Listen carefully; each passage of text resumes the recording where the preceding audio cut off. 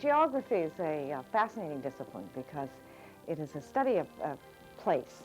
We may study economic development in a place. We could study urban processes in a place. Geography is about seeing that which is readily visible to the human eye, but also that which cannot be seen except through the use of maps and other technologies. Well, in terms of the Geography Map Library, geography is simply maps. Geography is the knowledge about human habitat, simple like that. Our program is special because we have excellent faculty, talented and devoted staff, flexible program, and state-of-art facilities. Well, the Geography Department's Map Library has a collection of about 300,000 maps. The map library here is probably the largest in the CSU system. It is comparable to the collections at UCLA, for example, also at UC Santa Barbara, and even UC Berkeley. It is one of the largest collections on the West Coast, a third of which is basically from the United States Geological Survey depository that we have. Another third is from the general collection of maps that we have from around the world, topographic maps, geology maps, road maps, and things like that. And the other third is from the Sanborn fire insurance maps that we have. And those are a very important archival collection that the department owns. Well, Sanborn maps are historical land use maps, basically. They show building footprints. And they go back to the late 1800s, and they progress from that period all the way up to the late 1950s and early 1960s. They're important because they show old buildings, and so you can see the development of land use evolution over that period of time. So the department is fortunate in that it has then a large collection both of flat maps and bound atlases of the Sanborn fire insurance maps. Like I said, it's one of the largest collections in the country. It's probably larger than any collection on the West Coast. This is the Earth Science Physical Geography Laboratory. Its purpose is to fulfill our obligation for training teachers in the earth sciences, and this means future teachers K through 12. When we decided to invest in this laboratory, we thought that it was essential that we have state-of-the-art equipment, that future teachers should be armed to the teeth with instruments that will lead them and their students into the future. As such, we invested close to $130,000 in instrumentation. The computers in here are really exciting because these are Macintosh PC-based instruments. There are 24 workstations, and with each of these, there's direct access to the internet. It means that if we ask them to examine a hurricane which is impacting the coast, they can do it in real time, and they can map this so they can better understand it and prepare materials for their own students.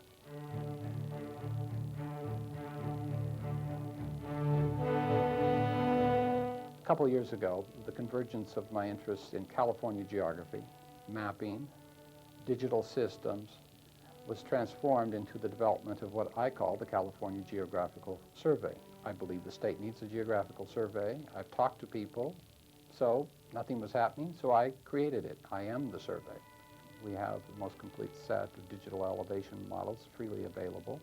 We are the prime supplier of free data for the mapping courses throughout the state.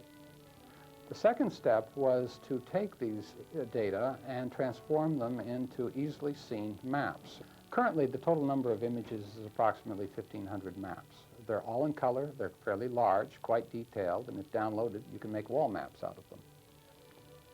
Governor Jerry Brown's cabinet determined in the 1970s that it might be interesting to explore the notion of map making in the state in a rather different non-technical vein that had done by government agencies. And out of that came the idea to do an atlas on California. I was involved in the early planning of it, and as a result of our wonderful facilities, the talented people here, CSUN became the home for the project. We had the facilities, we had the people, and we could do the job. We focused during that drought on water first, and out of that came a one-year project which produced the first and last, I believe, atlas ever produced by the state of California. It was much honored in publishing circles. It has become a standard book, and it became a strategic tool for the development of subsequent policy. The faculty as a whole is pretty strong, but within that there are some real stars, and two of them that come to mind immediately are Jim Allen and Gene Turner. Beginning sometime back in the late 70s and early 80s, they became involved in the whole issue of migration, ethnicity, and settlement in the United States. Their first major project culminated in the book We the People, which is one of the most honored reference books of the late 1980s.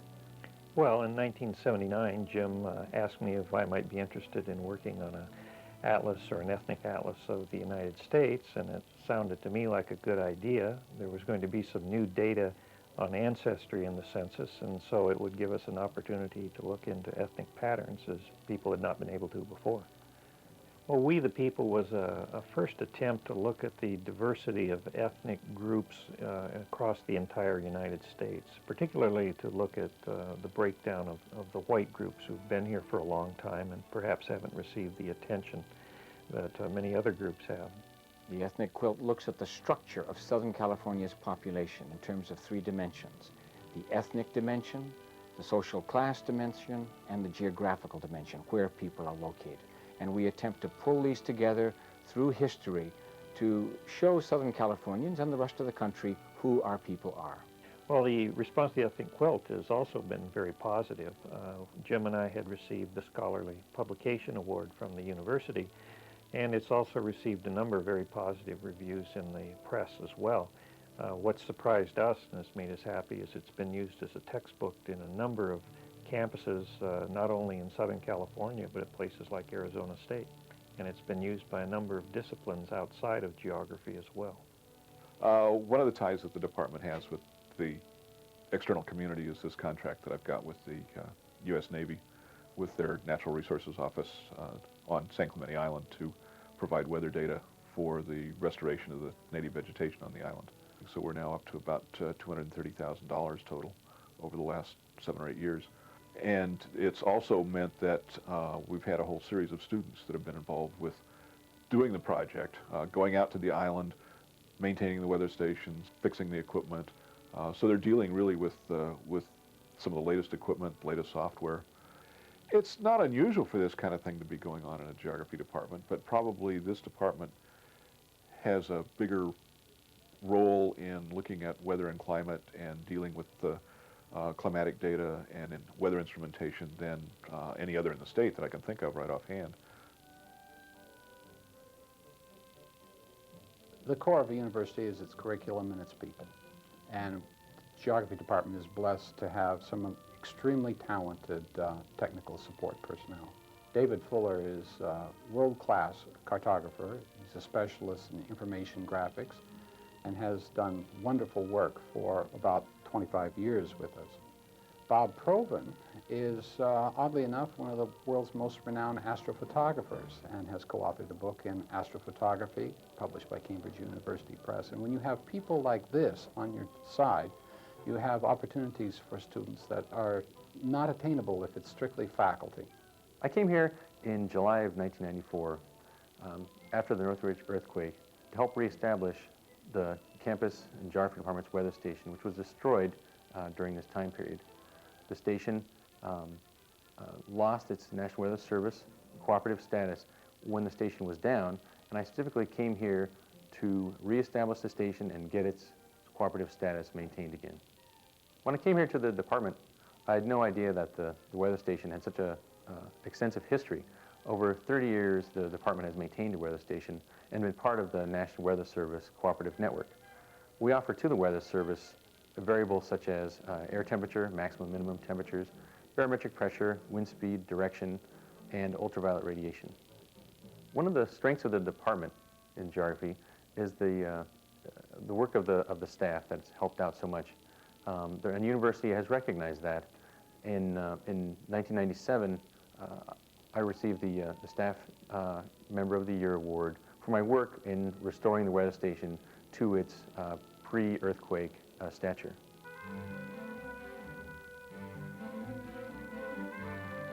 We have long association with university in China.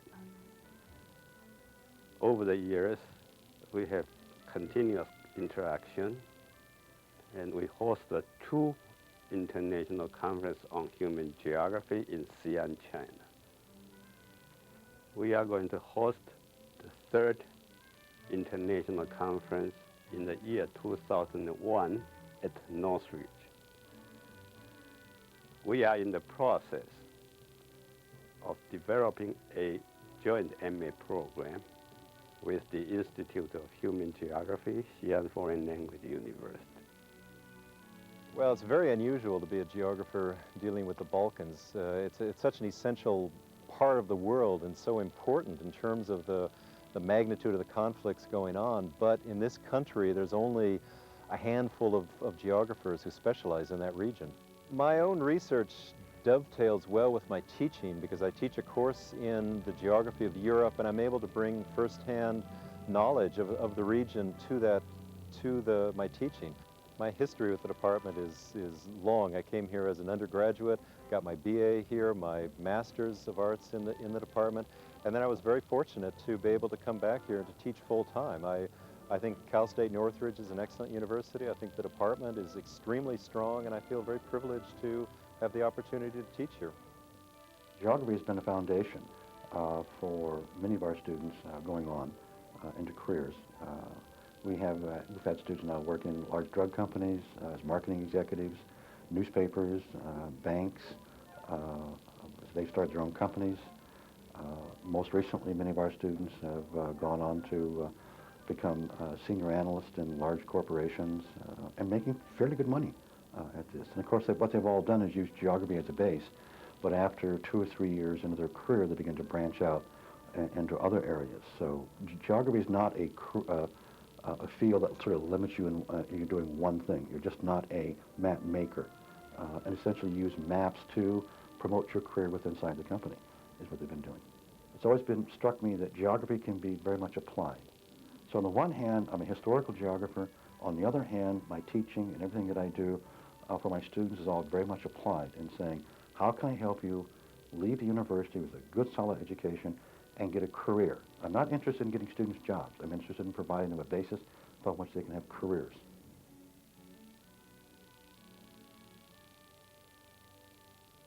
I entered CSUN in the fall of 1997, taking my master's degree in geography, and spent 2 years working on my coursework. Now I'm working towards my thesis in urban and retail geography.